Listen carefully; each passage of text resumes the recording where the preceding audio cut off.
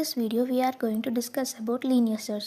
What is linear search? Linear search is a simple searching algorithm used to find the target element in a given array. It checks each element one by one, starting from the beginning until the element is found or the end of the array is reached.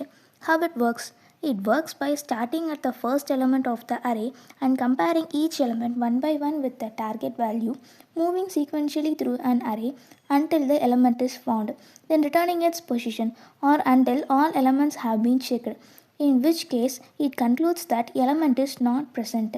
There are some disadvantages in a linear search. Linear search is easy to use but becomes very slow and efficient when dealing with a large amount of data because it examines each element one by one without any shortcuts. It takes a lot of time. In worst case, it may need to scan the entire array element. For example, if there are 1000 elements present in array, it may take up to 1000 comparisons. In this example, linear search starts from the first element 75 and compares each element one by one with key value 18, moving sequentially through an 54, 44, 12 and 68 until where it finds 18. This C program performs the linear search. We know that every C program starts execution from the main function where it declares the variable a of 10 as an array to store the element, n as the number of element, key as a value to be searched, I as a loop variable and f as a flag initialized to 0 to track whether the element is found or not.